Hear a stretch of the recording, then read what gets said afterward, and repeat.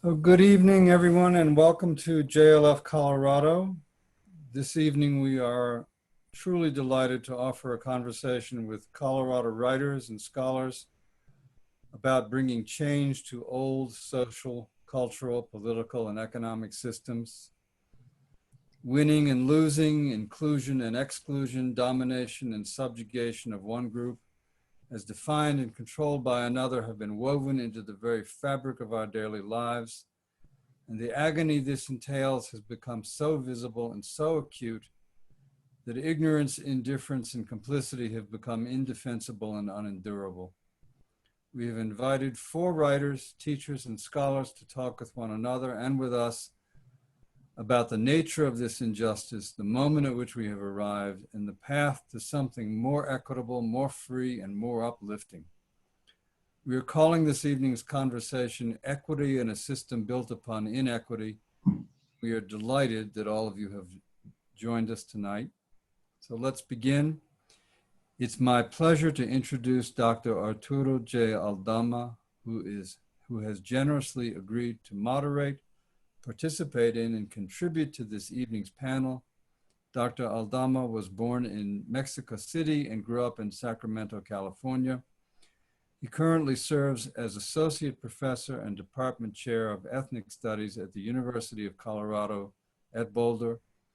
Not long ago, he served as the Director of the Center for Studies in Ethnicity and Race in the Americas. Dr. Aldama pursued graduate education at the University of California at Berkeley, where in 1993, he received an MA in Ethnic Studies and 3 years later earned his doctoral degree.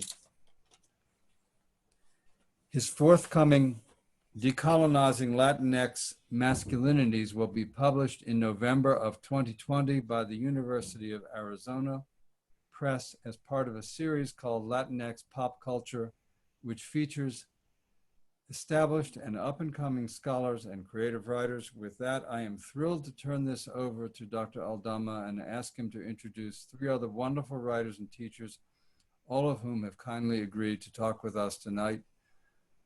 Thank you so much, Arturo. It's all yours. Wonderful.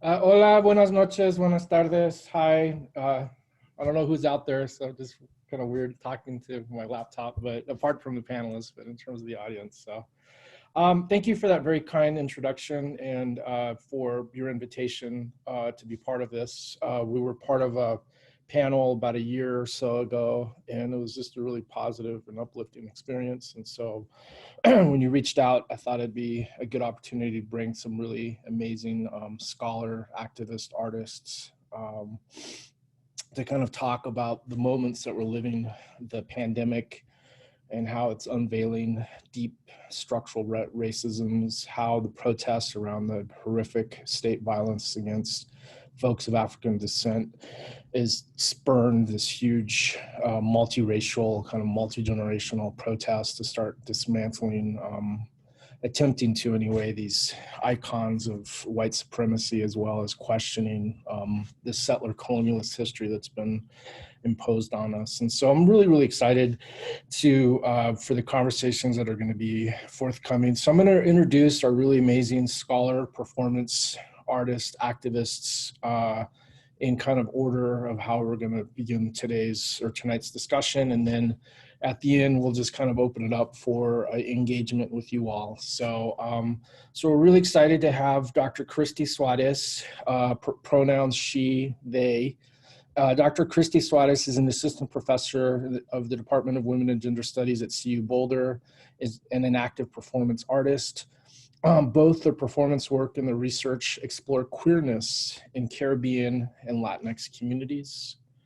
Next up, we have Franklin Cruz, pronouns he, his, is a queer Latin poet born in Idaho, raised in Texas, and polished in Denver. Born from an immigrant family, he works at the Denver Museum of Nature and Science as an educator performer, is an MC and dances, a TEDx Mile High performer. He has taught and performed throughout the Southwest, Peru, Puerto Rico, for universities and university leadership camps, and had poetry in the Denver Art Museum. His work encompasses self-love immigration, culture, nature, and more.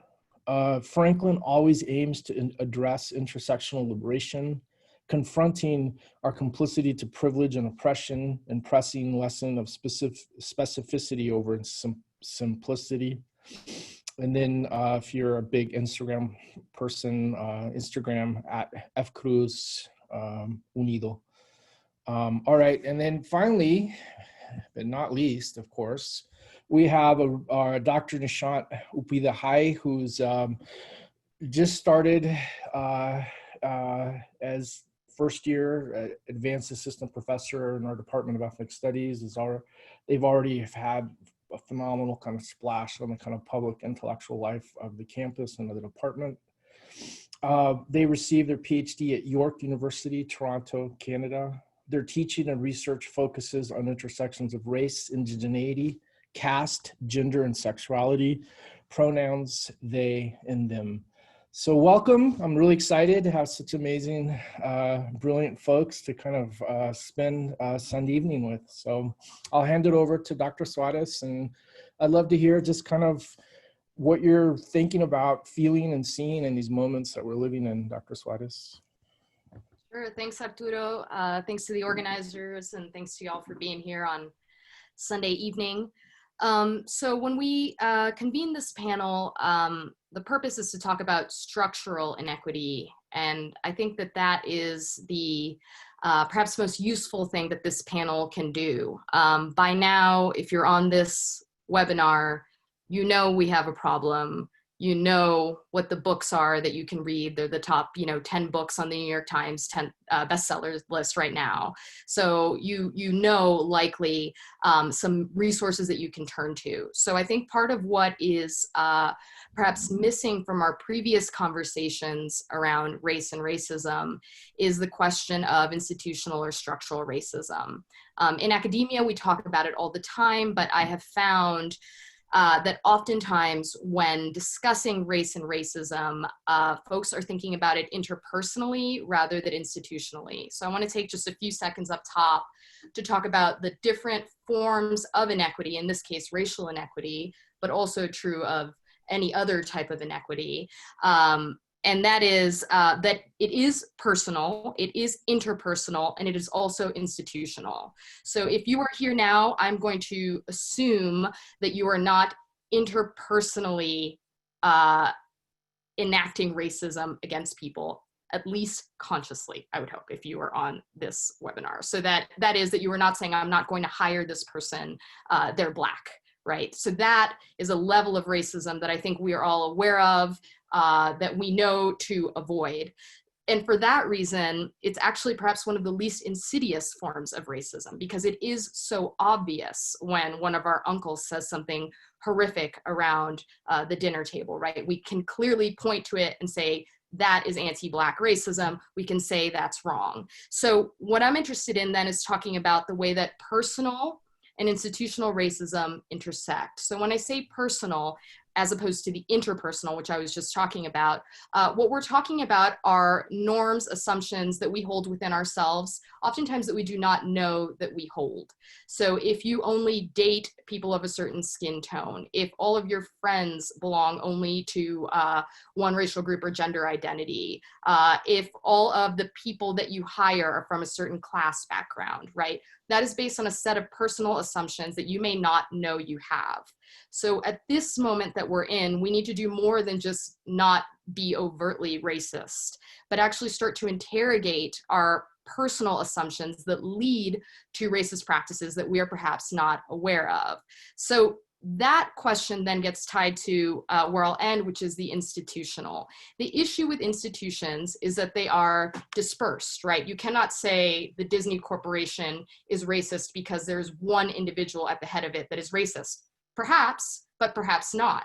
And even if there were, that wouldn't explain the way that that racism, right, is of course enacted in, let's say, a churro stand in the middle of Disneyland, right? The individual selling food at that stand is not in direct conversation with the head of Disney. So when we talk about institutional racism, we talk about how some of our norms that we have not interrogated actually end up characterizing who we hire and how we build our systems.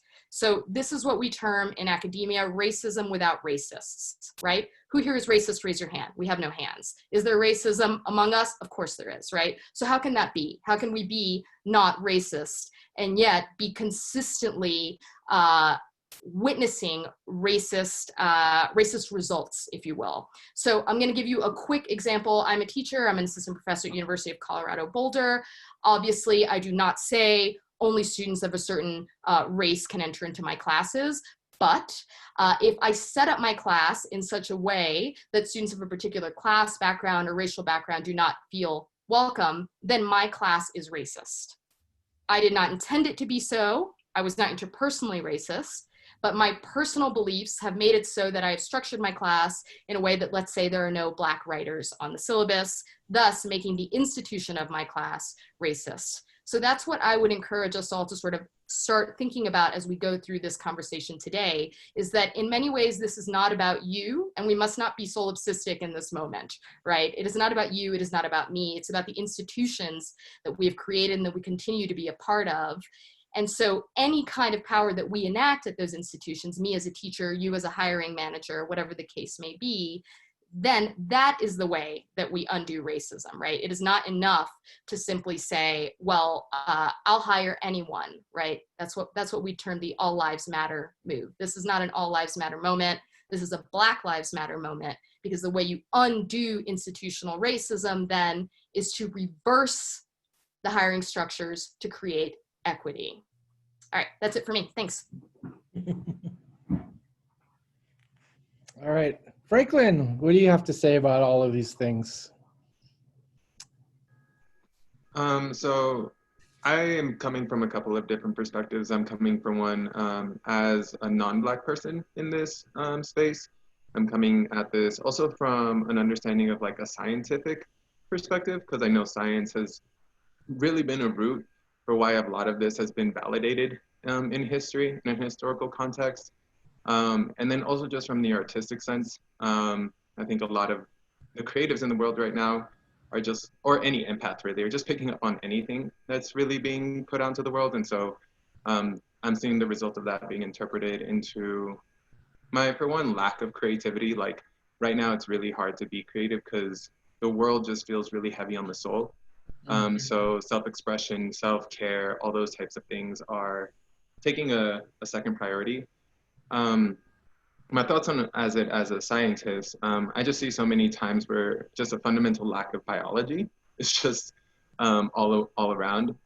People who use melanin, something that is used to protect you against UV radiation from the sun and protect your DNA from degradation, is being used to validate an intellect, work ethic, integrity, intent, which is such a far-reaching concept to really take something that on a structural note means nothing to anything happening in your neurology, but it's being used completely in our society as a backbone for this entire oppressive system. And then even from the point of, I think anyone who has taken like an anthropology class, or at least the ones I've taken, show you the foundation of race, which is from, and forgive me if I don't know the correct dates or anything, when there were the three categories made for Caucasian people, Mongoloid people, and Africanoid people, all based on the way that your skull structure was formed. Yes, due to morphology and different regional stuff, but at the end of the day, those are such minute differences, and it really categorized people in such a way where it was like, oh yeah, you are from the Mongoloid class, so therefore you must be like this. Mind you, I'm from the Mongoloid class. I'm put in the same category as indigenous people, people from India, people from the Philippines, people from Samoa, from Fiji. Like that just includes all brown people. And it's the same thing for Black people. It's just like someone from Kenya is not the same as someone from Botswana. It's not the same as someone from Qatar. It's not the same from someone from India. And so these categories have been really used as a foundation to validate everything that Kristie just said, because they got to go back to the books and be like, well, look at this, like it's scientific that you are this way. So it's just all of these things intersecting to where as a creative, I'm just like frustrated. And so that turns into having a lack of inspiration, having a lack of wanting to even say anything, let alone knowing how to say it. And mind you, my art is knowing how to say things. It's finding the correct words. And literally right now, I'm personally suffering and being like, what the hell? This is your practice. This is your profession. If you can't give words, who will give words then? Wow. Well, thank you. Nishant? Wow, thank you. Thank you, Kristie and Franklin, for contextualizing the conversation and thinking about thinking about structures of racism and how they work through institutions or through this institution of science, right? I also want to thank Jesse and Jules and JLF Colorado for hosting us tonight. And thank you, Arturo, for that introduction. I had a few different things that I thought I would talk about, but I think since we're talking about the question initially was what do we think needs to happen, and both Kristie and Franklin spoke about the violences that are happening around us right now, right? And so these are last few months seems like since COVID started or pandemic started and leading into the last 1 month of protest now, we've been witnessing a lot of violences, and these violences have shown us how structural these things are. These are not things that COVID started or what happened in Minneapolis have started, right? These are long history, 500 years of history of race and colonialism and white supremacy. But in these times, as hard as these times are, and as hard I hear Franklin when you say you can't creatively think at these times because these are such heavy times emotionally to deal with. But I wanted to pause to also think about all the things that have happened in these few months, right? So we've witnessed a lot of violence, and we are witnessing a lot of violence, but there's also been moments of radical change that has happened in front of our eyes, right? So how radical moments allow for radical visions and radical changes.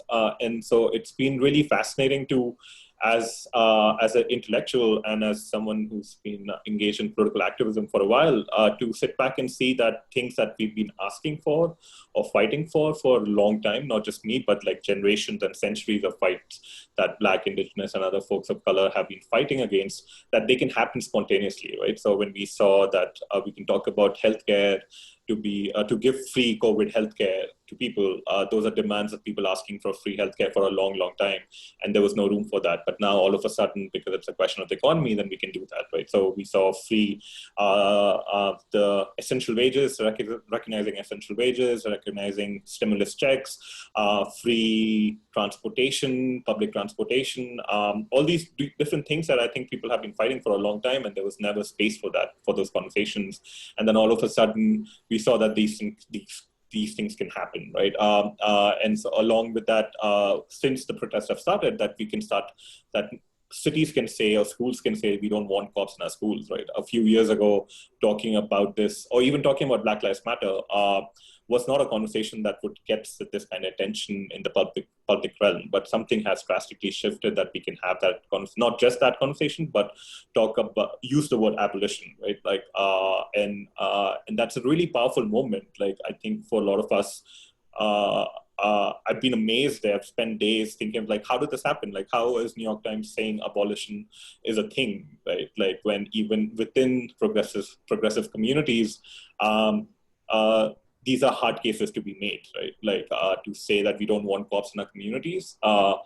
I've seen witness conversations where black comrades have been talking to non-black folks, white folks or folks of color, and to say that I don't want cops in my community, and people are like, what? But what about safety? What about rape? What about theft? What about murders? Right? And then all of a sudden now mainstream channel visions can say that. So I think I want to pause there, also say that things have shifted so much in 3 months that we don't know what we're leading into next, that we can talk about abolitionment, we can talk about capitalism being the source of all these COVID, the connections between capitalism and COVID, the way they were made a few months ago. They were really powerful to then think about cops' free future, free healthcare, we can add free education, and all these other things which are structural that affect communities of color more than, and especially Black, Indigenous, Latinx communities, right? So, and so at that time, so I want to think about that, what else can we imagine, right? And the conversations we all received from like Democrats or other mainstream conversations that it's about reforms, but it's not about reforms, right?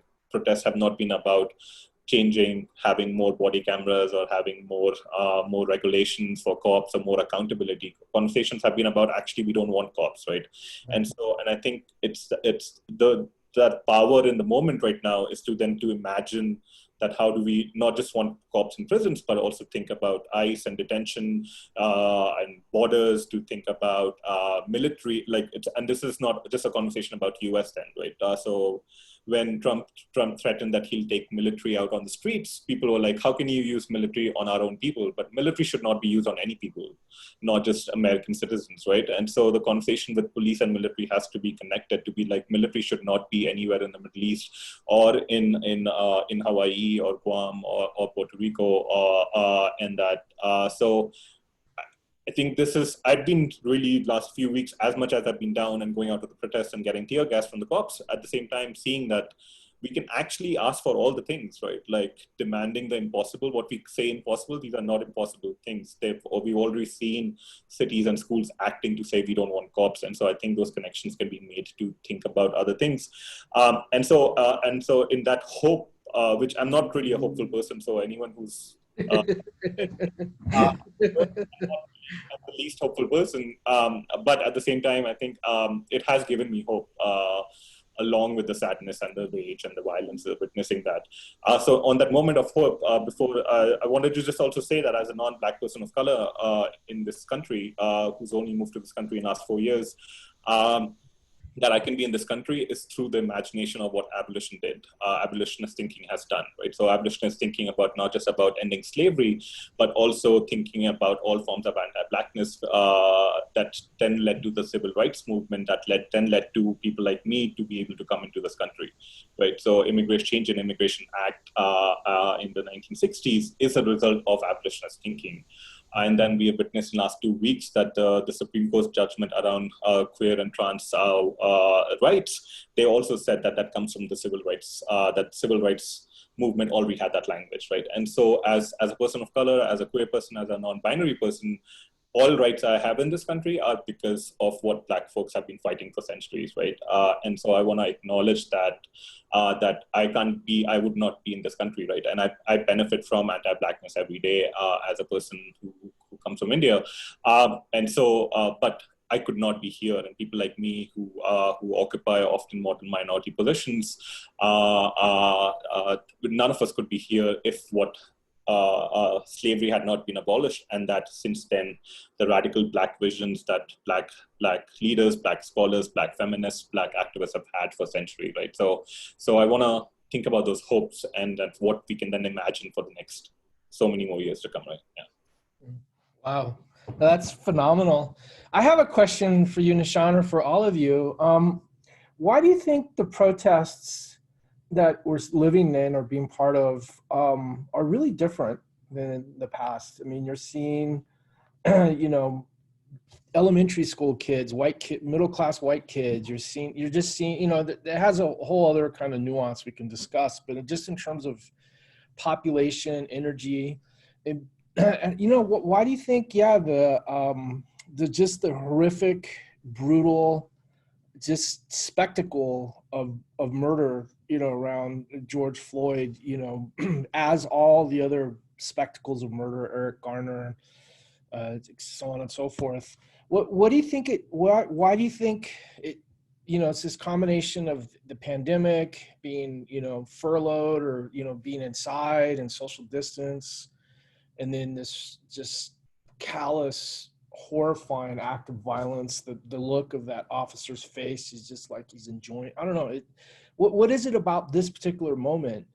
Because again, these instances of horrific, anti-Black police violence, or anti-Latinx or anti-Indigenous police violence, and of course, not to mention the horrific increase of kind of hate speech and actual acts of hate towards folks of Asian descent by this xenophobic blaming of the COVID virus on people from China and so on and so forth.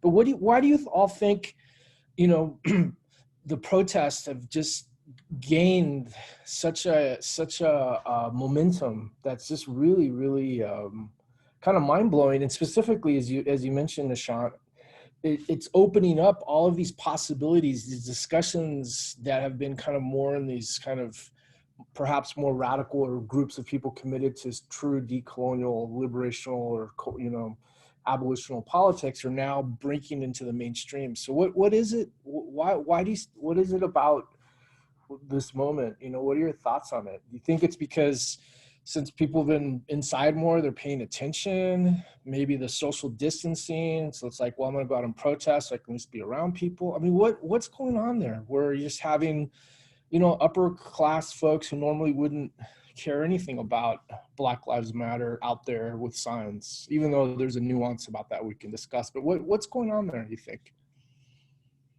Any thoughts? I don't know. I just have lots of questions. I don't know. I can respond to that one. Yeah. Sorry, my sister's probably coming in through the garage. So if you hear anything, that's what's happening. And Okay. the dog might bark. So, Okay. for me, I'm constantly using the metaphors of nature for obvious reasons. Science, nature nerd, and poet, like, it adds up. But for me, this is a lot of the ecosystemic stuff, in the same way that there are cycles and rain cycles in a climate to a geographic location, aka what makes a desert, what makes a beach, right? Mm-hmm. If it weren't for its geographic location, then, you know, it wouldn't have that climate. Mm-hmm. So I feel like, for one, that's kind of a reflection to our society. Like, you know, we built up this ecosystem. We built up these systems in the same way that mountains catch rain and then they wash down into the lowlands and everything like that. We built up systems where, yes, we have or people in power, and then they respond in certain ways to people who don't have power. And then you have a whole host of things that happen after that, depending on who you are. One of the things I feel like people don't understand, to Nishant's point, is how quickly ecosystems can change. Yeah. If you take Colorado, for instance, we've been in a super drought for 50 years and barely anyone has noticed.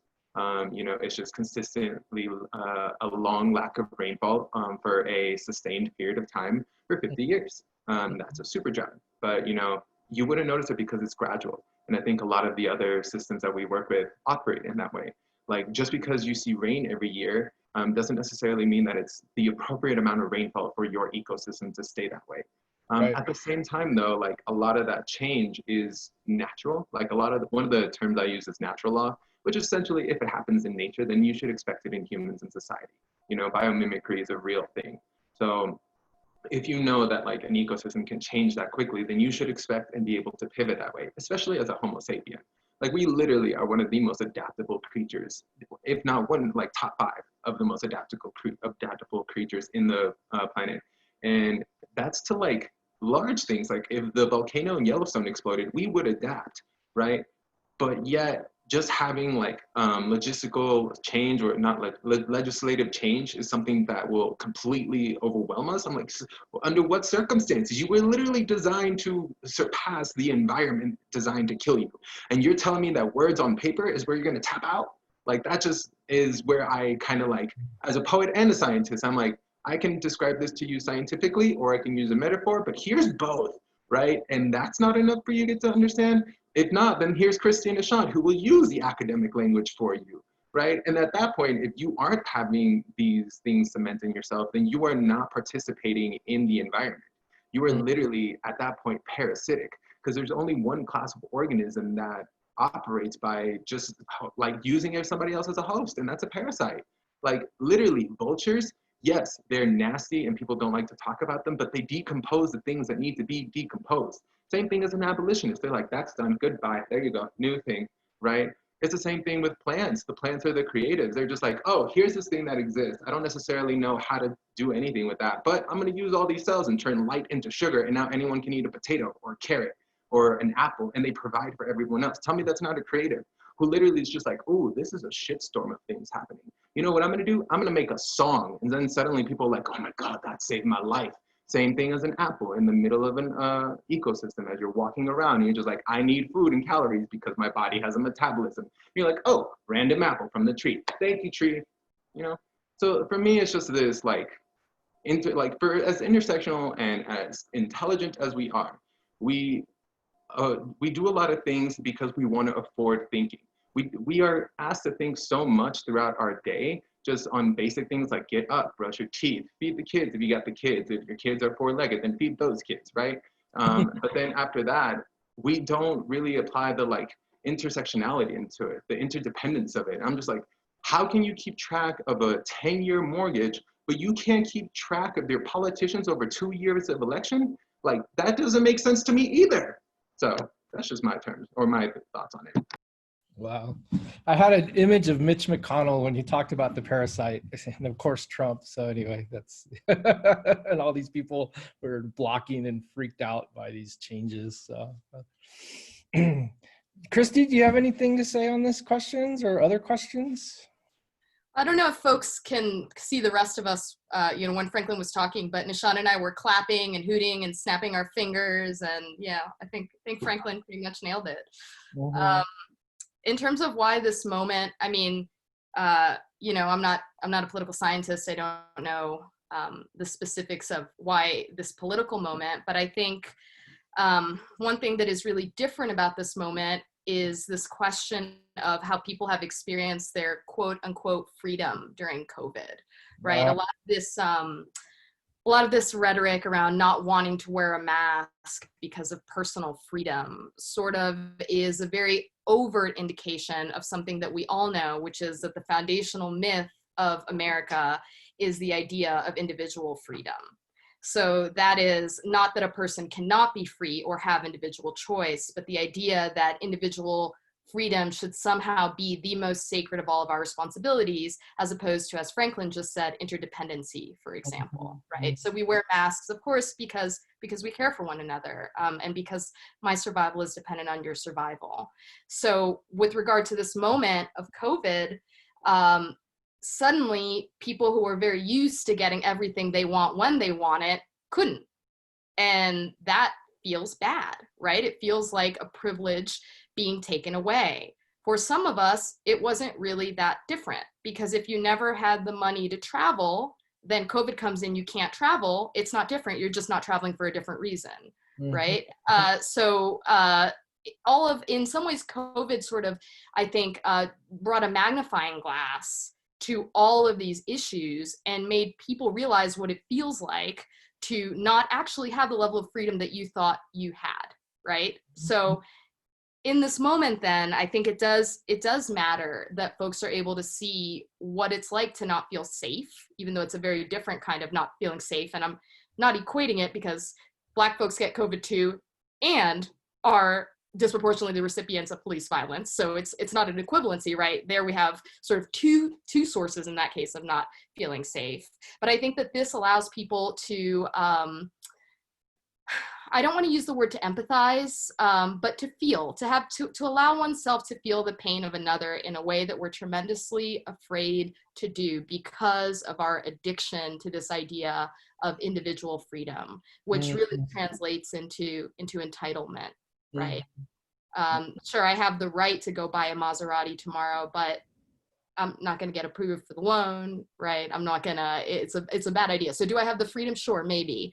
But if we shift this conversation, right, from then freedom to access, as activists often do, we figure out that, like, actually, this system is harming all of us. It has always been harming all of us. It just made it so obvious when we couldn't leave our houses and the food systems broke down and we were scared for one another, and we realized that money matters, but money can't outrun COVID.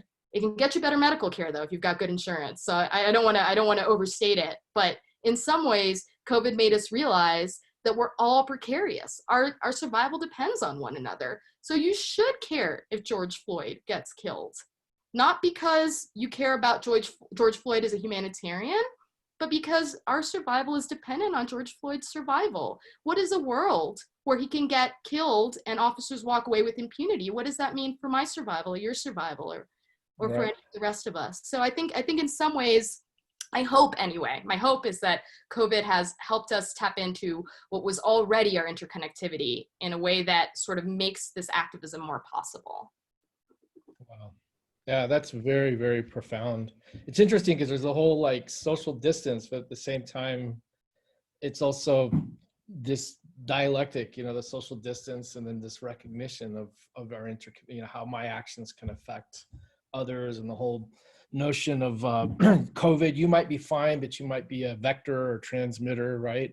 Especially if you're engaging with your parents or older people or people who are vulnerable, and just it makes you kind of think really deeply about all of these things perhaps. So yeah, that's really profound. Yeah, because I've just been kind of racking my brain thinking about what are all the factors that are going on to such this explosion, if you will, of movement and this willingness of kind of mainstream, the body politic of mainstream U.S. society, and it's translated or spilling over into England and France and other ways as well, which is really interesting. To start really calling out white supremacy, right? In the kind of the icons of white supremacy, the normalization of white supremacy, and then the kind of state violence that just kind of enacts white supremacy in all these other ways. And then it's also, I just read a thing today that finally the kind of, the activist founders, if you will, of the Stonewall movement, which were, Black trans identified folks, are finally now getting recognized. So even within this kind of history of, gay liberation, it's been very, very whitewashed, right? And so now it's like, oh my gosh, but the actual folks who were like literally put their bodies on the lines were this community, and they've never been recognized or acknowledged in any kind of serious way, right? So it's even Mississippi, right, is now starting to question its kind of Confederate kinds of things. And so the thing is, I'm wondering what kind of pushback there's going to be. We're already seeing the pushback from Trump, right? Him wanting to militarize further the repression of protests, right? Him wanting to now pass this felony law that can put you in prison with a felony if you are caught vandalizing these icons of white supremacy. There's this kind of pushback that's going on within his kind of neo-colonialist transphobic kinds of circles, right? So I don't know what your thoughts are on that. There is this phenomenal explosion of liberational potential, but there's also a repression that's going on as well, right? I don't know what your thoughts are on that. Well, if I can jump in, like the pushback is not just going to be from Trump, it's also going from the Democratic institution, right? Like the Democratic Party institution. And we're already seeing Biden saying all kinds of anti-Black things just as the protests have escalated, right? So I think, but like going back to the point that Kristie was saying, that I think COVID may have taught us to think about mutual care and collective care. So I was just thank you both of you. Like, I was having chills when both of you were speaking to that question. So thank you for that. I was thinking when Kristie was talking that the first few days of the protest in Denver, and not just in Denver but across the country, the violence that the cops were unleashing, and that violence is still happening. But I had never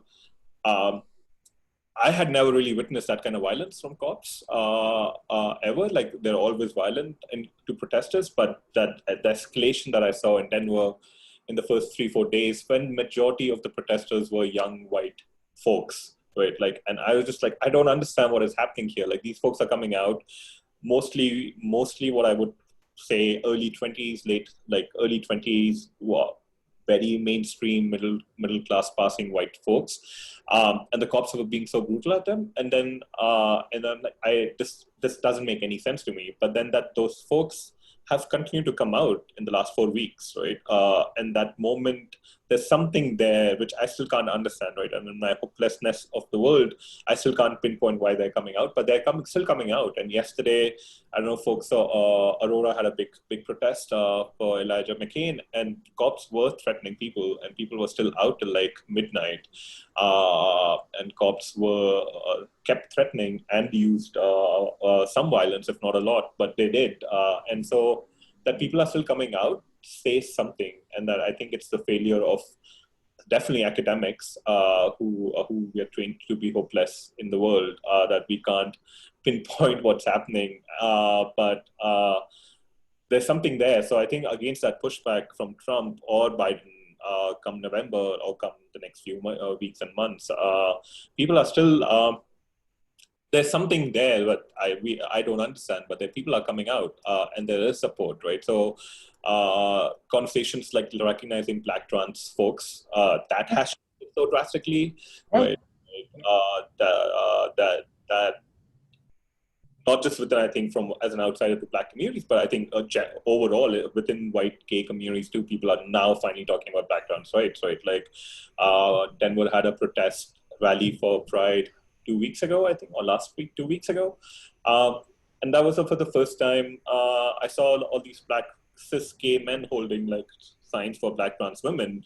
And I remember like when BLM started when BLM was organizing around Pride in 2015, 2016, 2017, there was so much pushback, Pride in corporations to just even say that Black queer folks can be part of the rally, Pride marches, right? But then somehow come 2020, white cis gay men in Capitol Hill can have signs for Black trans women like that. There's something, right? Like, and I think that can sustain us. I think that as long as we can keep going with that rage and that anger and that feeling of mutual interconnectedness and mutual care, there is something to be said about that, and to think about the violence that is going to come from Trump and other all forms of white supremacist violences, right? Yeah. Franklin, Kristie, any thoughts on the repression that is happening and forthcoming? Yeah. So one thing that I'm drawn to speak is I like, again, metaphor. One of the things that this makes me think of is just chemistry, and that things have to be in the right proportions for certain reactions to take place. For me, like my immediate thoughts are literally reaching all the way back to like the Arab Spring, because that was just such an inspiring moment for the world to really see so many people just take the streets and, over so many different countries and things like that. And then to continue on from there, I think Trump's presidency also was just like another catalyst to add, because like, there was always that one part of me that was like, well, thank you, Trump, for reminding everyone that racism is real. That was like the favor he did to all of us, because at that point, it was very apparent exactly how, like once we got the polls and the voting election results back, you were able to literally put numbers to it. And that's always something that, especially as Americans or First World Nation people, it matters to us. Having the numbers there matters to us. Having the evidence there matters to us. In that individualistic society, it's hard for you to get that context of others until someone shows you, like, this is how you all voted, right? And then to combine on to that, celebrities taking more prominent roles. So like, equally as the Kylie Jenner Pepsi commercial thing where everyone was like, oh my God, right? But the Colin Kaepernick taking a knee thing. Like, all of these things have constantly been adding and adding and adding and adding and adding. And for whatever reason, the last enzyme that was truly needed was like the Ahmaud Arbery, Breonna Taylor, George Floyd, like trio of killings in that 1 week. Because I think at that point, it was just so exacerbated, beating a dead horse to such a point that even during COVID, Black people couldn't find safety, right? Yeah. Like literally everyone was asked to stay inside. Everyone was asked to social distance. Everyone was asked to do all these things. And Ahmaud Arbery, for all intents and purposes, he was running by himself. You were allowed to run without a mask because of like all of that stuff. And literally you had these people not even go past the point of just violating COVID restrictions, hunt him and murder him, right? They took the safety of COVID, and this is me presuming, mind you, there's no like actual thing. But in my head, I'm just kind of like, you would feel safe jumping out to the street and killing a man in like broad daylight if everyone is asked to stay inside. You would feel safe doing that in a tiny town because the circumstances are probably even more restricted. And of course you would feel safe because you have friends in the thing or in the police department, right? So for me, I'm just thinking as the chemistry side, like literally all these things are being added, the solution is being set to go. And then, and mind you, like humans, we are generational, right? So like the younger generation who this language is much more accessible to them, it's been introduced to them at such an early age, like, they're themselves going out and looking for it. You have TikTokers who are literally using academic language, like high level academic language. And now 16-year-olds are being introduced to like terms like heteronormative, terms like, pansexual, and like they're giving definitions by actual academics, you have a much more informed society now. And then with technology adding, like literally these are all the factors to create the perfect storm for this revolution. And for me, I am an optimist, I can't lie. You know, I think, nerdy point, anyone ever watched Legend of Korra? Cool. So just to let you know, there's a really, really cool point in there where like literally a new world is like available, and you just get to imagine what the new world is going to look like. And that's the point we're in right now. Like we've just opened a portal into a new world, and we get to redefine everything. Like Nishant said, if we do this right, there's so much here to like abolish, and we have all the pretty much potential energy to do it. And so now it's just a matter of being like, okay, hit it right at the right points all together in one voice, and literally we will just kill him. We'll kill him. All the systems will be gone, you know, and then we get to redefine everything and create a whole new ecosystem. No, that's exciting. No. Well, one of the things that in Nishant and others have been working on CU campus in support of African-American women is we're really trying to call out, so I don't know if the audience is aware of this. In fact, most people at CU Boulder are not aware of this, and they're pretty horrified when they find out. But CU Boulder has a pretty much of a legally binding contract with the Colorado corrections industry. So all of the furniture, and it's really expensive furniture. So a chair, I mean, globalization is still hyper violent. It was probably some young girl in Guatemala or something made the chair for, you know, $1 or something like that. But in the case of Colorado, the whole University of Colorado, I'm pretty sure most libraries, most public schools have a kind of a binding contract through the state that all of the furniture is bought through Colorado Correction Industries. Inmates earn, you know, they say it's about $4 a day, but they can get all these deductions and stuff. So it ends up to being about 68 cents a day. And so we're trying to bring that up to, you know, the campus basically. And unfortunately it was met with radio silence. You know, so as chair, I'm a department chair. I don't want to participate in mass incarceration in the prison industrial complex. Colorado is a prison economy or prison state, especially Southern Colorado, like Arizona. And so in order to get any kind of furniture, you have to get a waiver. And it's pretty complicated. It's a lot of paperwork. You have to, you know, do a lot of kind of busy work to get the waiver. And it basically you have to show that you can get an equally made product cheaper, things like that. So, and so there's ways I think that, you know, just even here, just for us as CU Boulder faculty, for example, that we can try to perhaps be a little bit more liberational, not be so deliberatively exploitive. And again, 70% of inmates in the mass incarceration system of the United States are in there for nonviolent offenses, usually around addiction, mental health, poverty, things that, you know, if there was real support for people, you know, our prisons wouldn't be, you know, filled up. It's criminalizing certain types of addictions over others. And actually, Democratic Party had a lot to do with that. Bill Clinton with the mandatory minimums is continuing the whole kind of war on drugs and all this kind of stuff. So, you know, I'm not going to lecture about the whole race and gender violence, but I will mention that in the last 8 years, there's been a 6,000% increase in women of color entering into the prison industrial complex. Many are moms, single moms. And so, you know, Angela Davis and others have said when a mom enters the prison, it's kind of a type of genocide because the kids get taken away, the moms lose parental rights, the kids get sucked into foster care. A lot of foster cares are very violent and racist, and, you know, so on and so forth. And so, so we're trying, but, you know, it's been kind of met with radio silence when we presented our petition.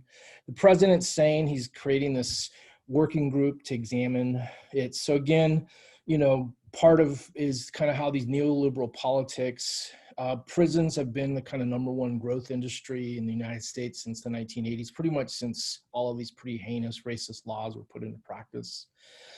So if you bought stock in the 80s and CCA, Corrections Corporation of America, you'd be, you know, it'd be like buying Apple stock when it first came out. You'd be really, really wealthy right now. It's just horrifying to think about, right? And so then of all of the kind of spin-off industries, phone calls to call a loved one. And this is also for immigrant detention, GeoIce. If you go to the GeoIce website, the very first thing you'll see is their stock ticker page, right?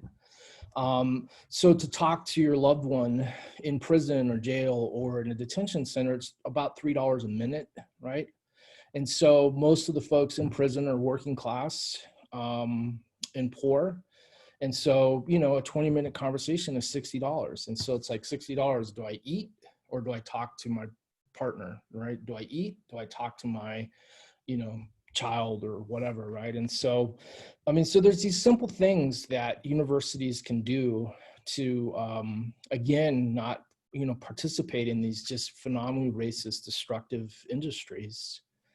And yeah, I was met with radio silence. I don't know, you know, there's a working group, but you know, that's typically what high-level administrators do is they're like, oh, we'll do a working committee and then we'll, you know, hope that, you know, in 3 years people forget about it, right? So anyway, I wanted to throw that out there because it was pretty disturbing, right, Nishant, that we got not even an acknowledgement, right? You know?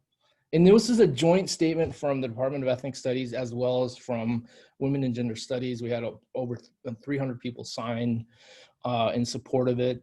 And it was also calling out kind of the relationship between the Boulder Police Department and CU Boulder campus because of their constant kind of anti-Black harassment as well as anti-Latinx harassment that the Boulder Police does on students, staff, and faculty. And again, radio silence. So I don't know. Anyway, I wanted to throw that out there since we have an audience of sorts. So, but yeah, any other thoughts before we kind of, I guess, hand it over to kind of questions? And then, Franklin, do you feel like, do you want to share a poem or something? Are you feeling the vibe? Or yeah, okay, cool.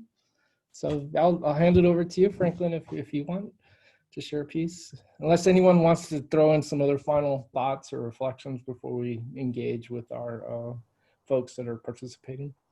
I wanted to add in addition to the statement with 300 signatures, Black students organized a petition which had more than 4,000 signatures from folks on campus and across, right? So there are two different things circulating, and third one that started last week about diversifying universities. So there's happening, right? And so even though we got no official word from the administration, but that they can sneak in that language in their emails that come every day to say, we have a committee set up, right? Like I think they've heard that 4,000 people have signed one petition and 300 people have signed another petition, right? Like, so I think they're telling us that they have, not that I have much hope because none of us have. I don't think anyone I know has been contacted to be part of that working group. And so we can only imagine what happens in those working groups, but they're definitely feeling the threat, I think, right? Like that people on CU are organizing, but people in the state are organizing and across the country, right? So over to you, Franklin. Mm-hmm. Cool. I pulled up this piece. I don't have it memorized. I usually have pieces memorized, but this one lives in the Google archives. But I pulled it out for the nerds, especially the microbiology nerds. This is for you. So, dysbiosis is the fanciest way to say that being balanced is never just the absence of evil. Your body is a petri dish, a bacterial battleground of a challenger and champion, a tale as old as time. I'm not afraid of bacteria, even though there are some out there that are truly terrifying. Tetanus bacteria that'll constrict your lungs like an anaconda, botulism that'll paralyze your muscles, not to mention Ebola, rabies, Marburg, and the rotavirus. Some days I wonder if I've already become infected, turned into a host, praying all the beets and garlic I eat do something, keep me tilted towards good. Dysbiosis is more specifically the proportional balance between good bacteria and bad bacteria. This allows the idea that at any moment, you could harbor the most deadly virus known to man, but because your pro-bacterial homies are hard at work, outperforming all the haters in the shade, you remain a golden nugget of badass. Sometimes it's hard not to see myself as a bacterium, walking through the roads like lactobacillus in the muscle walls, a pro-gastrointestinal bacteria in our bodies, and it helps to think of the world like a body. All the bad people are just viruses and infections, All the good people are, or every good person, a T cell. Their laughter, the immune response the world needs. Every time I see good things happen, I see the body curing itself. Even then, sometimes we get sick. Sometimes the body or the world is diseased and we lose kids before they're meant to go. We lose songs we were never meant to know. We lose food, trees, forget to breathe when tricksters run for presidents. Money becomes more valuable than your mother and they still tell you to go to work. As if this isn't a virus, inserting its viral plan into our DNA, and this is how oppression works. You insert the code to get the machine to replicate the virus, and suddenly you've infected the host, making it replicate its own destruction. But only if you can outnumber us.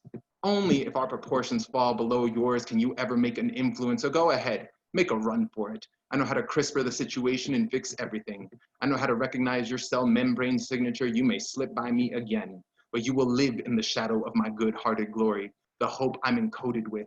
I'm one of the cells producing an enzyme to catalyze a change to bring about a homeotic restoration, a good body feeling, like the balance of knowing you can't kill evil, but you don't have to let them win. You can't run evil out, but you don't have to let them say whatever. You will realize that evil is as natural as you are, and you will learn how to live in balance, and the knowledge that at the cellular level, we are never looking for peace in silence. We are looking for peace and laughter. And it's complicated to understand, but it's easy to live. It helps to think of the world as a body, and we are cells keeping each other in balance. Wow. Thank you, Franklin. Man, if I would have known you when I was a kid growing up, I probably would have gotten interested in science. you bring science to be real in a really exciting way. So, man, that's my whole goal. Literally, as a queer Latin person, I'm in there to show people that like this is ours too. And originally, it kind of was ours. Yeah, straight up, man. Like the fact that science is barely catching up to the things that all of our people knew before. Like science recently put out an article that sage actually cleanses the air. No duh. That's phenomenal. Thank you so much.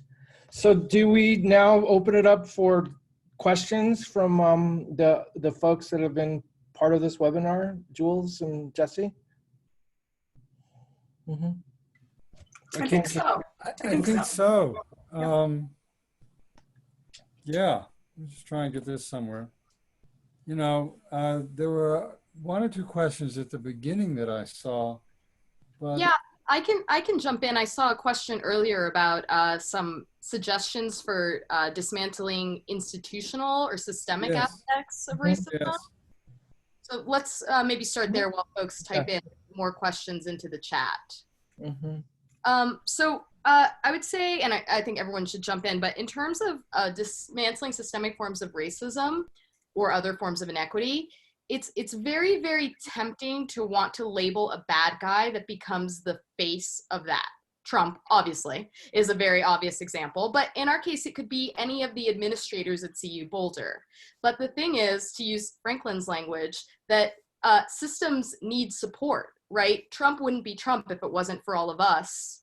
And I include myself in that. I didn't vote for Trump, of course, but I include myself in that, that if Trump can exist in this world, I have to think about what are the ways that I'm allowing that situation to occur. So the reason that I say that is because, yes, we do have to hold the CEOs of our companies and the presidents of our institutions accountable. We do have to start petitions. We do have to call them. We cannot let up. We cannot let up, especially once eventually, God willing, there's going to be a vaccine for COVID, and then it's going to be the real test, right? When you can go out and do whatever you want, theoretically anyway, are you still going to be down for this cause? Are you still going to remember, right, that not everyone has access to the freedoms that you currently have? So yes, we have to hold people accountable at the top, but we also have to hold ourselves accountable. So I would say an example would be, if you think about any form of institutional inequity, let's say the prison labor being used to make desks for CU Boulder, right? Or let's say for a classroom. So think backwards. Think what the relationship is between you and that. So maybe you don't have purchasing power at the university, right? But is there a way that you're perpetuating the prison industrial complex? If you see someone quote unquote suspicious in your neighborhood, do you call the police? If you do immediately call the police, you're perpetuating this cycle of incarceration. So no matter what the large system is, if we use our critical minds to think backward, we can think about the ways that actually we are in fact sustaining those forms of hatred. And I say we, and I include myself, right? Because we have to hold ourselves accountable, and it doesn't matter what, if we're middle management or if we're working an hourly wage, still there are ways that our actions contribute to a larger system. So no one is off the hook is what I'm trying to say. There's no one here on this call or in the world that is off the hook. So long as white supremacy is maintained, so long as anti-Black racism is a problem, it's not just that we care because we feel badly, it's we care because we created it. We are all responsible for creating this, and it is much too easy to say, oh, I can't wait to vote Trump out of office so this will be all over. It won't be over. It won't be over. In fact, it'll be pretty scary, because then people might fall asleep again. Yeah. If I could jump onto the back of that real quick. A question I want to ask people is, this is something I had to ask myself years ago when I really started doing this work. What are you buying that supports these places? And there's a bunch of charts you could find that will give you a flow chart of exactly the brands you buy and who they're made from. Also, what ways do, like Kristie said, we perpetuate? Like, I had to just notice prejudices that I have and things like that and start working against them. Because again, it's a system and it's an ecosystem. You may not know it, but you might just be breathing the air of racism out from your body just because it's in the air, right? But also, I think one of the other ones too is, in what ways are you like re-indigenizing is the term I want to drop in. Because a lot of this comes from a practice of, if you can't even slow down to feel anything, that is colonization. Because if you can't even be sensitive enough to be like, oh, that feeling right there is not a good feeling. That might be a prejudice. Okay, let me check that. You know, oh, this feeling right here, this is actually authentic. I can work with this. Yeah. That's profound. Yeah. Nishant, anything you want to add to some of these phenomenal insights? And I think both were amazing, but just to maybe add one more thing, I think both of you alluded to that already in thinking about who's taking the leadership and where are we getting the ideas from, right? Like, and so recognizing that Black folks, Indigenous folks, Latinx folks have been doing this work for centuries, and that this is, we have to recognize the leadership, right? Like, so even if Biden comes into power after this, that's not the solution to any of this, as Kristie said. But that, like a lot of times that I've been witnessing when people are talking in the protests or in the online world, that how quickly abolition becomes about reforms, right? And that we are actually not listening to people who are out on the streets, right? We know the institutions are not, we know cops are not, universities are not, Democratic Party or the Republicans are not, but people are actually out there with a lot more thinking that so many of people have thought in for centuries, right? For definitely for decades, for thinking about police and prisons. So we have to stop and pause and take leadership from Black and Indigenous folks in fighting these structures, right? And that it's easy to call ourselves allies depending on who we are, or that we can stand in solidarity. But standing in solidarity doesn't mean taking the mic or taking the leadership, right? Solidarity often looks like giving in the money that a lot of us who can support through financial means. I think that's more important than claiming voice or ownership about movements, right? And so I think a lot of times I think, and this is part of how we are trained in these colonial structures, is that when we learn things, we take ownership and then we want to do something, right? And I think we have to stop to recognize who are we learning things from, and recognize, give that space for those people who we are learning things from, and then supporting in other ways, right? Sometimes it means putting your bodies on the line. Sometimes it just means that you've given the money, right? But not taking the mic and not taking the leadership role, right? Yeah. Good. Great. Are there any other questions that are coming up in the There was chat? an interesting one, Arturo, a moment ago, where somebody was asking, what might the role of the arts be in dismantling racist structures? Can the arts community spearhead change, or is it as much a part of the problem as anything else? And then another really interesting question, directed particularly to Franklin, about this term re-indigenize. just could you say a little more about what that might mean? So I don't know if anybody wants to pick up on those, but they struck me Yeah, as, I'll start with the first question and then just hand it over. Just because what I noticed in your bio, Franklin, which was just really made me happy, was that you are working with museums, right? And so I don't know if people have been paying attention, but you know, the kind of hyper iconic museums like the Guggenheim, the Met, there's all of this kind of turbulence going on, calling them, it's just, you know, centuries long practice of kind of white supremacy, Eurocentrism. I remember when I went to the Louvre, you know, the big famous, you know, museum in France that was, you know, open to the public and so on and so forth. In fact, the whole practice of a museum kind of, in a sense, started with some of these very wealthy aristocrats opening their personal collections and stuff.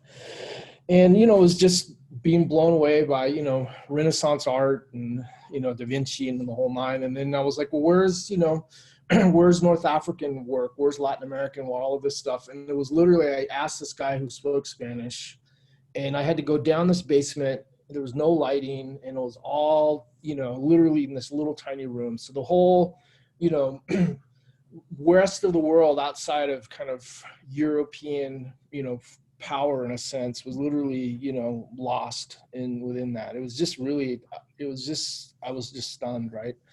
And so, so if you've been following them, this just literally happened last week, right? So the Guggenheim, the Met, the Whitney, I mean, all of these just very iconic and very hostile places for indigenous artists, for Latinx artists, for African-American artists, for queer identified folks of color, because there's been a whole push within kind of mainstream art world that your work has to be universal and it has to be, you know, the form there has, you know, because if it's tied to communities and struggles and pain and so forth, then it's, you know, folklore, right? Or it's primitive, right? And so anyway, I'll stop now, but it, you know, it's, I'm hoping, I'm wondering how, if museums will actually start supporting, I mean, one of my big frustrations about museums here in Colorado, for example, is they don't support local, you know, indigenous artists of color at all, you know, apart from, you know, and so there's like this complete disconnect, right? But in fact, as you probably know, the Museum of Science is actually paid by sales tax. There's a big part of its budget comes from sales tax, and in neighborhoods that are predominantly African-American and Latinx. And yet, you know, I actually met the president of the Museum of Science guy, and he was like, oh, I care about Latinos, so I want to do something, right? So he invited me and some other folks. We gave him a bunch of suggestions. He just blew it off. And so what he came up with was Janitor Day, so that if you're a janitor, you could get into the museum for free.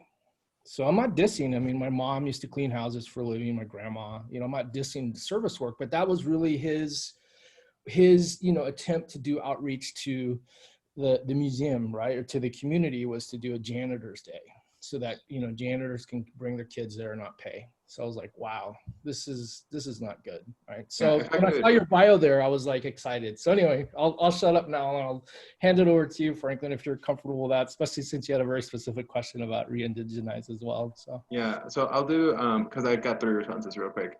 The term re-indigenize, I picked up from the American Indian movement and the Mexica movement. It is a historical and cultural like term to look past beyond the inception of industrial nations like the United States, like Great Britain, like Australia, and to go further back into those histories to find your originating point or your origins. So in our case, from a lot of Latin people, the furthest back we could trace it is to the Anahuac people. right. And that's where like the term Mexica comes from. Aside from that, unless your family actually knows your direct history, it's a little bit hard. So me specifically, I know a lot of people identify as Mexican, but Mexican directly translated, really, or not directly translated, loosely translated from the historical context, comes from Mexica, which means mixed blood, right? Indigenous and Spaniard all mixed together. So that's where Mexican comes from. My mixed blood heritage is Pima and Raramuri, right? So that's part of my re-indigeneity, is looking back for those. And especially for people who in the United States have the privilege of going through like Ellis Island records, then it's like literally your task as someone who comes from colonizers to directly go back and look back for your heritage, because a lot of Americans assume the identity American when the identity American means so many things, because you're not just American, you might be Irish American, French American, German American, and all of those also have roots within themselves. So instead of thinking of yourself in the category of white, because white erases the history of Europe as well, then you have to almost re-indigenize yourself through finding those roots and being like, okay, directly, from what direct Germanic tribe do you come from? From what direct French tribe do you come from? From what direct Icelandic tribe do you come from? Because you're not just white, and those people suddenly weren't white. They were things before that too. So white in itself is a category meant to uphold white supremacy, because it erases the indigeneity of even white people. And that in itself will reframe so many contexts. To the artist thing, yes, to Arturo's point, institutions do have to change. I'm actually surprised I never heard that story, because I know George, our president, personally. And this is to Kristie's point about the president and the people down at the bottom may not always be talking, so you never know. Because specifically, that's a little problematic thing that I might go talk to him about. But my position at the museum is in the efforts to really institutionalize anti-racism work. Yes, all museums have so much more work to do because racism is so real. But I'm not gonna lie, I'm really proud of our science museum because they have been stepping up in many different ways. Granted, they do have a lot of work to do, but my position is paid because I'm a bilingual educator, because we saw the need for having someone on staff protected by policy with medical insurance, so I don't have to worry about where I'm gonna like take care of myself. Like literally they're looking out for us, and I'm not the only one. There's 6 of us like on staff there to meet those needs, right? Yes, I would love that for someone who speaks Korean and Amharic and Arabic, but we're working towards it, right? We also have policies that protect any gender identity from using any bathroom as they identify. If anyone comes and tells me that Kristie went into the bathroom that, you know, they're not okay with, and I tell them, leave Kristie alone, they're just trying to pee, like, you know? So we have many policies to where we are moving, and trust me, like there's work happening inside to respond to the things currently happening, but they do stand as icons, and I think they also stand as, I guess, for lack of better words, like Nishant said, like reformation, right? It's really hard to abolish a lot of museums because, again, there's so much capitalism intertwined to keep them where they're at. Like the tax you're talking about, SCFD, all our cultural institutions in Denver benefit from that. Science Museum, Art Museum, History Museum, Denver Zoo. Literally, if we took over SCFD and put an anti-racist demand on it, then all the museums would have to pay attention, because otherwise we just have to vote for the SCFD tax to no longer be funded, and suddenly they'll lose $10 million a year, right? Like that's the kind of stuff that we'll do. And then to the third point of that, like artistry too, like yes, all revolutions need artists, otherwise they're not going to be sustained. That's a fact, right? But in the same place as Nishant, what artists are you putting at the forefront, right? You know, what spaces are you making for these artists? The violin thing that happened in Aurora, perfect point of how to use artists and centralize Black folk in the conversation about Black Lives Matter when talking about an artist and utilizing artists in a political way, because literally the Aurora DPD screwed themselves in the foot when they showed up as hostile as they did to people who literally had instruments. That is how you utilize the arts. When you're just like, you're really gonna attack me over playing scales right now? Go ahead, this is not gonna work out for you. And that's that ecosystemic stuff where yes, it's not pretty and people had to endure being tear gassed and everything like that, but it exposed Aurora PD to being exactly who they are.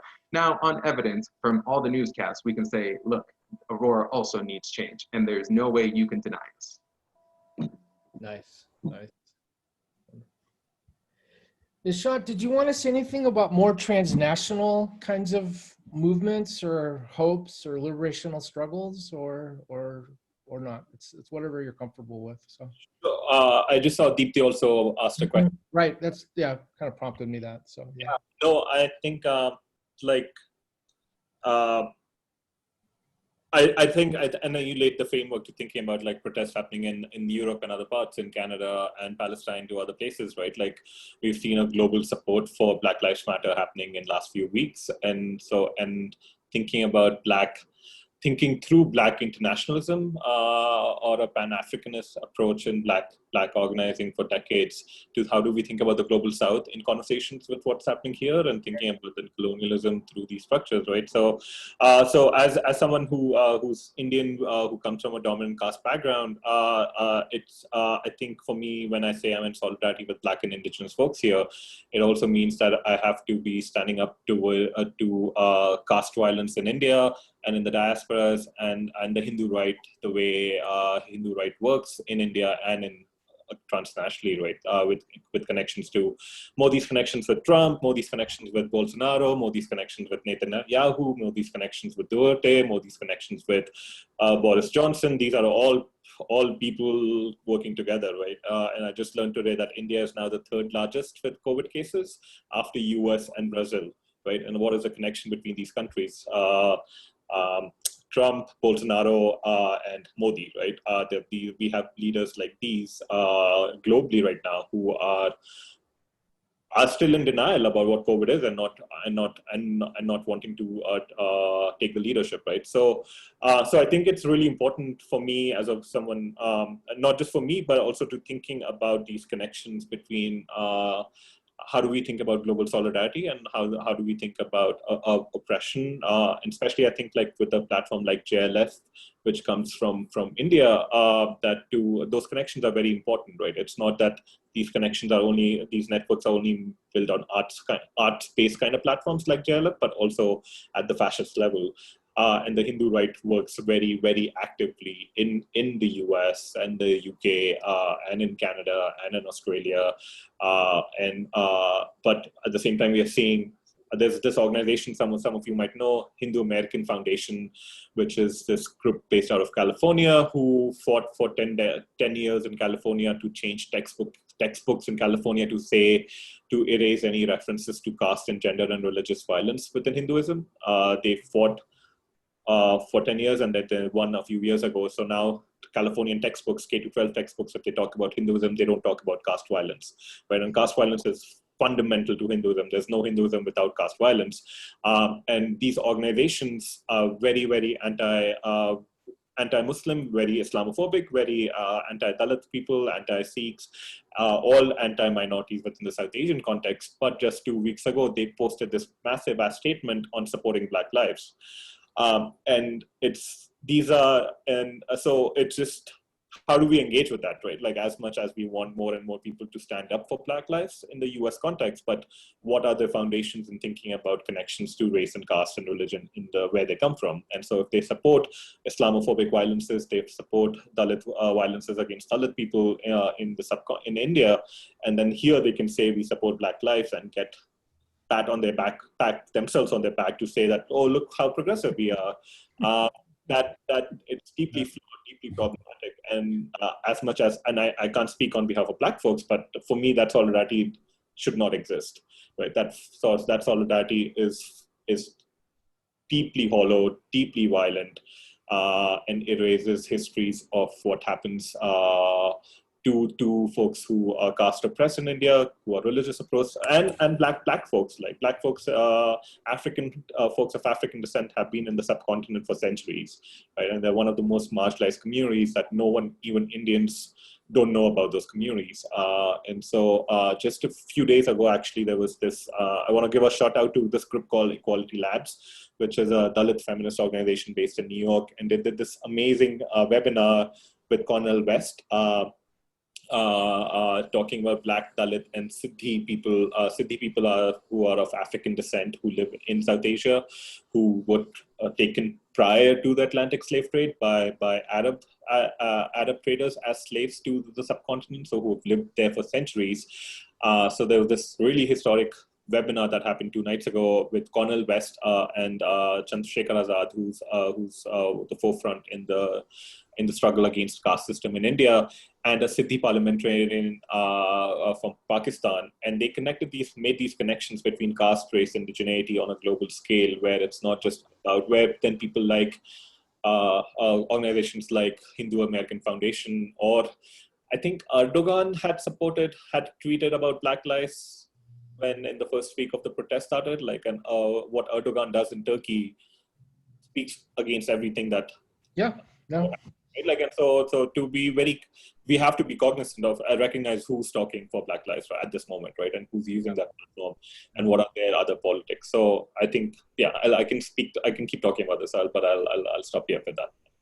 Nishant, would you mind putting the URL in the chat of that webinar you mentioned? I'm now just completely captivated. So I hope that it's recorded. So yeah, I would love that. It's recorded and it has subtitles, so I will look it up and post it here. Oh, that's phenomenal. Kristie, did you want to say, did you see that question from Franklin? Do you want to talk a little bit about that, or? Address that before, and I would love it if Franklin would end with a poem, but I want to address two questions that came in the chat. One is about ableism, and the second about colorism. There we So go. in terms of ableism, when we say ableism, we mean, again, systemic, interpersonal as well, but systemic prejudice against folks with disabilities. So our society is ableist. Almost all of the institutions that we work in are ableist, and it can be in a very sort of overt way, not having wheelchair ramps, for example. But I think what makes ableism so insidious is that oftentimes it is not as overt as wheelchair ramps. So an example, right, would be Elijah McClain was anemic, right? And that's why Elijah McClain was wearing that mask on his face. So that is an example. The fact that a person could get assaulted for wearing a mask is not just racism, it is racism, but it's also ableism. So a quick stat is that half of all disabled Black adults will be arrested in their lifetime, half. Okay, that is racism, but it's racism's intersection with ableism. So that's another thing we can start to think about is if we are, let's say, centering Black voices in our organizations, what Black voices are we centering? Are we centering the Black voices that belong to our country club and our upper middle class that went to Brown University and such, right? So to kind of continue to interrogate, because what's so beautiful about this moment is that we're not getting away with it anymore. We're calling each other out. I see some of my students in this web chat, they will call me out. If I pretend like I have all the answers and then I don't talk about disability, they will call me out, and they should, because we're not in a moment where we can just rest on our laurels and say, oh, I donated to Black Lives Matter today, so now I'm gonna go order something on Uber Eats. And the second thing that I'll say, the last thing that I'll say is colorism in the Latinx community. I'm Latinx myself, Cuban and Brazilian, and also a Latinx scholar. We have a problem in the Latinx community, but frankly, in most POC and indigenous communities with colorism, which means the sort of institutional, again, preference for lighter skin over darker skin. So let's not, sit so arrogantly on our smug thrones, people of color, indigenous folks, right, non-Black people of color. We too perpetuate anti-Black racism, as evidenced in folks like George Zimmerman, right, who of course killed Trayvon Martin, who was Afro-Peruvian, actually half Afro-Peruvian, as evidenced in the person that killed also Philando Castile, Geronimo Yanez was his name, right? Both Latinx folks. So colorism is an issue. It's something we have to continue to investigate. Again, you prioritize Latinx hiring, look around. Is everyone white passing that you've hired, right? Where is their education from? What class level are they? So to continue to use the keyword that Franklin has been using to think intersectionally, right? Not just in the Latinx community, but in, frankly, almost every community, this universal, and we use the word, it's a form of capital, white capital, right? Because it literally gets you access to capital. I am more likely to walk into a bank and get a loan if I have lighter skin as a Latinx person than if I have darker skin. So just a sort of a way for us all to continue to have that be at the forefront of our minds. Yeah, good. Yeah, that's powerful. Cool. So do you want to, thanks for all of this. This is super, super exciting. I guess just, since we have an audience here, I really would encourage you all to kind of take a look at what's going on in New Mexico around all of the protests. A lot of folks probably don't know who Juan Oñate is and why he's, has been so lionized, speaking of, internalized colonialism and colorism. The guy was a complete genocidal, horrifying. He murdered children. He would cut the feet off children to teach them if they fought back against their enslavement.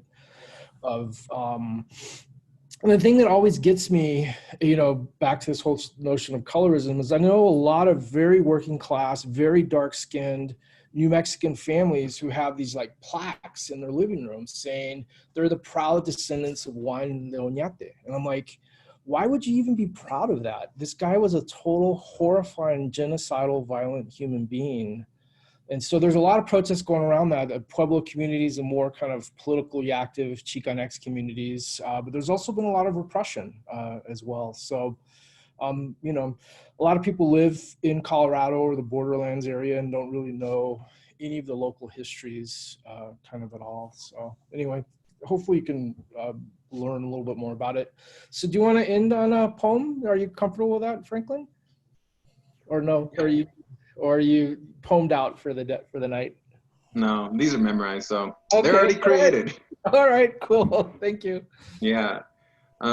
This one I'm sharing, I usually do this as an introductory piece, but I think I'm going to do this one because it really tackles intersectionality. Mm-hmm. I wrote this at the height of identity politics because intersectionality was being overlooked and everyone was just like, oh, where are you from? And I appreciated the question for the people like trying to know, but then it just became such a prominent conversation.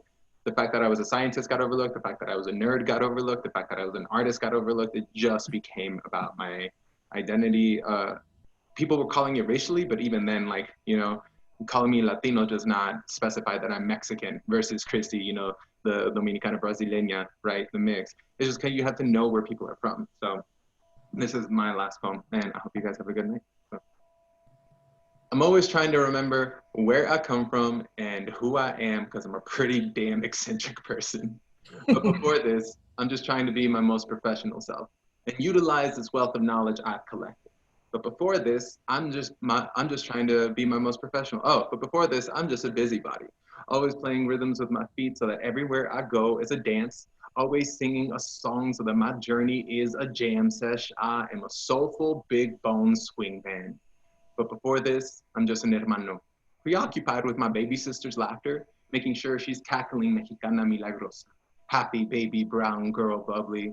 But before this, I'm queer, built of the seer bones and epitomes of Spartans, who started wars only after they made love to each other, because to them, a wife's kindness wasn't exactly battle ready, but a comrade's devotion sure as hell was legendary.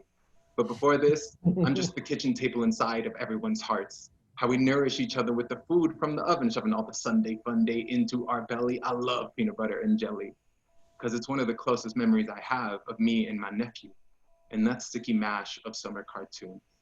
But before this, I am Latino. Explico that I'm a chico niño, still too young to understand why I can't be loud in Spanish, why I'm best tolerated in English, before people like Trump try to tell me that I'm a criminal. With all the will to demoralize the fabric of American values, Setback told we plagiarized our identity, but he has never read my ancestors' codices. This, y'all, is how poison seeds get planted in both kids and me, and my parents, and the elders. We a whole forest of rock trees, hacked and uprooted, but before this, I'm saluted for a flexible tongue, shunned though when I talk bilingual, as if a single one language can explain why we still use race as a target. But let's go ahead and get far from this, to a time when we didn't have laws to obey that were meant to keep us enslaved, sovereign of the laws of white men who never intend to get off the podium. As pandemonium makes us forget how far we've come, because before this, I was Raramuri racist in my great-grandmother's maternal mountains. I was the Spanish paternal blood my great-grandfather released like the running of the bulls. But even before this, I was just Cro-Magnum, standing up against a whole mammoth with nothing but my spear, my kin, believing we would win. But even before this, I was just Australopithecus. See how many of you can actually make sense of this? As a species, we stood up, lost our footing, always putting our feet in our mouths. Didn't we notice the sounds that we make? How racial slurs actually sound like a rattlesnake on the ground. Did you just ignore the caution? To think before talking, to look before walking. Have we forgotten the caves we crawled in? Because before this, we were human prey. So instead, we prayed. We who know how to make good with our magic. Tragic how we forgot the gods within, how to turn pain and lust into faith and trust. We who burned all the Palo Santo wood. Because before this, we just withstood whatever this world to try to hurl at our face with this pace like it's trying to kill me and all of my siblings. But even before this, I know I was just God's tier, sent down right here. This is the language of turmoil. We who turn the soil in our poems to plant the seeds to make the oxygen we breathe. So before this, I'm a wind mystic. Before this, I'm not gonna give myself over to stories that ignore me. I have always been this big. I have always navigated myself. Typhoon, I have not and will not forget that I've always been a monolith. So before this, I just had to tell you that I know the risk and the stakes of losing this. So I cradle this. Because before this, I'm just trying to understand where I come from and who I am for myself. Wow. Amazing. You've left us all silent. We'll leave it at that. So, thank you. Jesse, is it time for you and me to say something to our guests or what? Yes, please. Me? I'm speechless. This is why. Humbling, completely. This is why we wanted the Jaipur Literature Festival to come here, to provide this kind of space, this platform where we can host wonderful people like the four of you to talk with each other and to talk with us. We can't thank you enough for the evening. I haven't got anything halfway reasonable or intelligent to say except just thank you. Fortunately, we recorded all this so we can go back and study and listen and learn more. And for everything that you just gave us, I mean, we're from the bottom of our hearts, you know, absolutely brilliant and uplifting. I feel freer. I feel life is more wide open. We made a start on something great. Let's just carry it on. Franklin, what incredible poetry, man. but all of you, just absolutely brilliant. I'm babbling like an idiot. I'm just going to stop and just say thanks. And from here, we just continue. So we want all of you to come back. And Thank you to our audience. Thank you to our audience. And we are continuing this series of conversations through the summer. So we will have our next session, I believe, Tuesday evening, July 14th. Of course, we'll be sending out invitations for that. Many of the colleagues of our present panel will be on our next panel. And hopefully the conversation continues. The conversation absolutely will continue to widen and deepen all at once. And in the laying the ground and plowing the ground so that when COVID someday is over, we don't all fall asleep again. So thank you all. Thank you all so much. It was great seeing you all, Nishant, Kristie, and great to meet you, Franklin. Hopefully we can have you out and share some work later this year. So it'd be great. Thank you. Unbelievable. Thank you. Ciao. Bye.